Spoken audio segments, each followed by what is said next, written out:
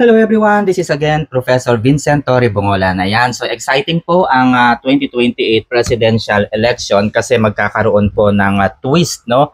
At maaaring manalo yung mga kakandidato na kung saan ay hindi target ng administrasyon, okay? Ito po ang nangyari nitong nakaraang eleksyon dahil ang target lamang po ng administrasyon ay mawala sa kanilang landas ang mga Duterte at si VP Sara.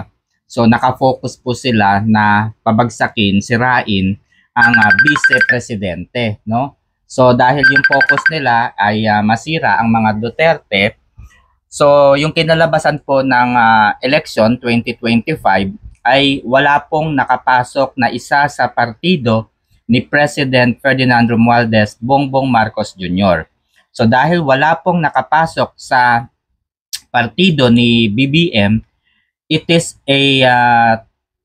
tantamount by saying na ganito rin yung maaaring maging sitwasyon sa 2028 national election. Okay? So, labanan po ito ng Dilawan o Pinklawan versus Duterte at syempre independent. Okay? So, unahin muna natin si Vice President Sara Duterte. There are two possible scenario dito. Kahapon ay napagkaisahan na po ng Senado at nag-start na po sila doon sa kanilang preliminary session. So they decided at kumbaga nag-umpisa na po, no, yung unang proseso sa impeachment. Okay? Which is yung pagtayo, no, pag-convert, kumbaga pag-convert from a legislative agency of the government, sila po ngayon ay matatawag nating impeachment court. Okay? So kagabi nanumpa na po bilang impeachment judge si Senate President Chis Escudero. At ngayong araw, by 3 o'clock ng hapon, ay manunumpa ang mga senador bilang mga judges, no? Bilang mga abogado, kumbaga sila po yung sila po yung bubuo, yan. Sila po yung bubuo doon sa Senate Impeachment Court na tinatawag, okay? Pero, hindi pa po sila nagko-convene as yung tinatawag nating start of the trial talaga. Okay? Dahil magi-start pa lamang po yung trial by June 11 as scheduled by the Senate President Chis Escudero. Okay? So dalawa yung magiging outcome nito, mga kaibigan. If the Vice President was acquitted o mapawalang sala, kumbaga masabi po, ma-identify, ma-determine ng Senate Court, no, ng impeachment court na walang basihan para siya ay ma-impeach, then malakas yung magiging laban niya for 2028 national election. But then if the decision, no, ang magiging outcome ng impeachment is conviction, so it depends kung ano yung magiging hatol. Kung meron bang perpetual disqualification, ibig sabihin hindi na siya maaaring tumakbo sa alinman at anumang posisyon sa pamahalaan o sa gobyerno. Pero yung ganoong decision ay first time in the history. Kasi kung ganito yung magiging resulta, I don't think, no, hihintayin po ni VP Sara na siya po ay mahatulan ng conviction at hindi po matuloy. Kumbaga hindi siya mapayagang magtrabaho, maglingkod sa gobyerno. Maaaring ang next step niya dito ay mag-resign. Okay? But that is questionable. Pero nakikita naman natin na siya po ay hindi uurong sa kanyang laban. Sabi nga niya, gusto niyang mag-umpisa ang impeachment trial. At nakahanda naman na siya sa anumang magiging desisyon at magiging resulta ng trial. whether it will be conviction or whether it will be an acquittal. Okay? Isa lang yung kanyang sinisiguro. It will be a bloodbath impeachment battle. Okay? So, hindi yan papayag na wala po siyang mailabas na bala sa impeachment. Okay? So, just in case, ay gamitin po ang kinang ng salapi upang mabayaran ang mga senador to impeach the Vice President. Siyempre, the only choice is to resign from the post. Okay? So, kapag po siya ay nag-resign, then magkakaroon po ng twist. Okay, so maaaring i-consider ng tao kasi siyempre iisipin ng tao kahit wala siyang kasalanan, no, kahit wala siyang kasalanan, iisipin po ng tao ay totoo nga yung ibinibintang sa kanya ng House of Representatives o yung mga naghain po ng impeachment. Ganun po ang thinking ng mga tao. Yung aligasyon pa lang, akusasyon pa lang, bintang pa lang, iisipin na nila, totoo. Kagaya nga po yung sinasabing nilustay ni Vice President Sara Duterte yung 125 million pesos nito in just 11 days. No, nang hindi po nila alam kung paano nga ba tumatakbo ang confidential fund ng Vice Presidente.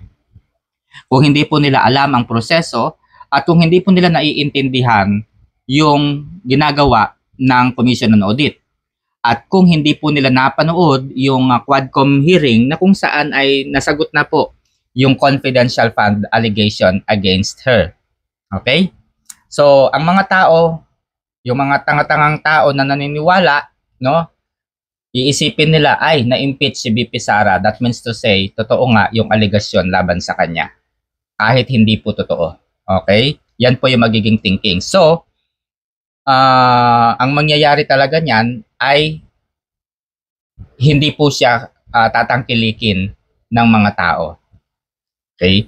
So dahil dyan, lalabas po yung magiging Pangulo. Maaaring pumasok po, no? Maaaring tumakbo sa pagkapangulo si Mayor Vico Sotto. So as you can see, napakaganda po ng track record ni Mayor Vico Sotto sa Pasig City.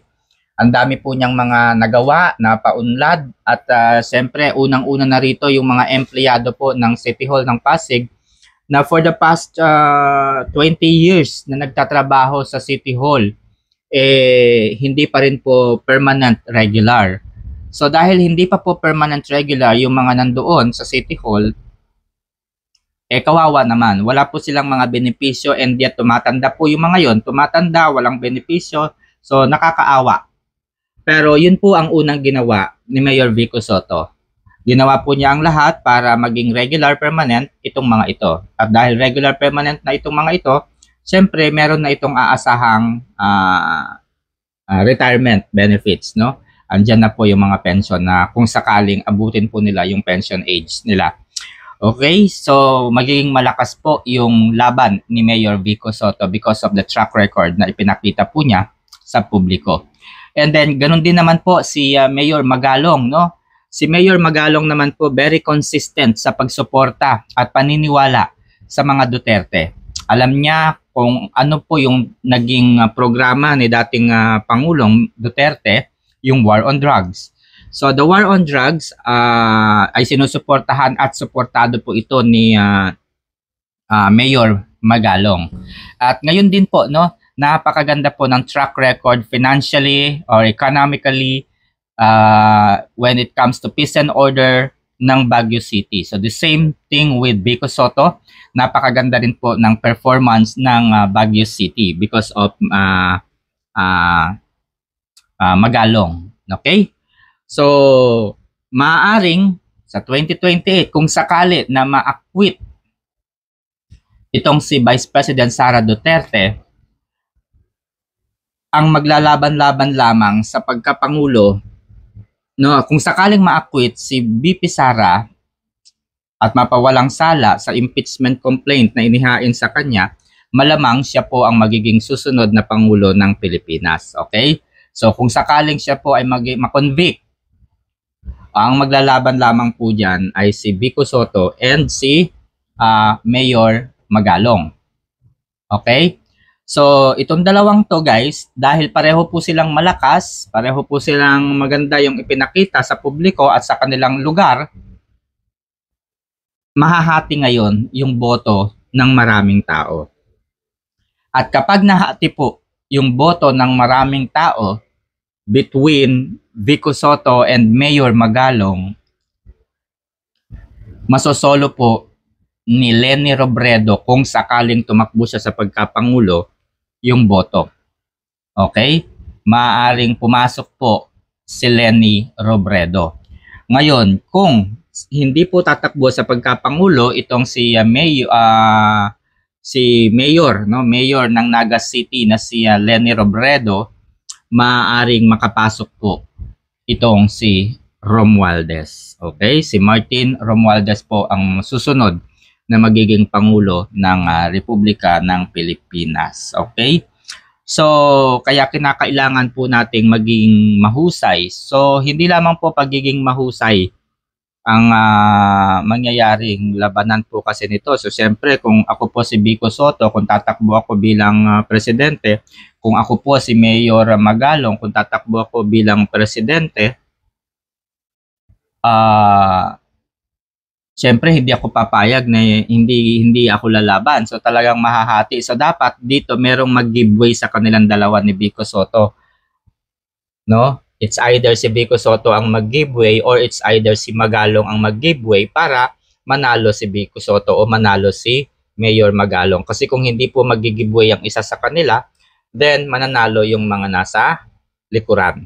Okay? Kagaya nga po ng nangyari nitong nakaraang eleksyon.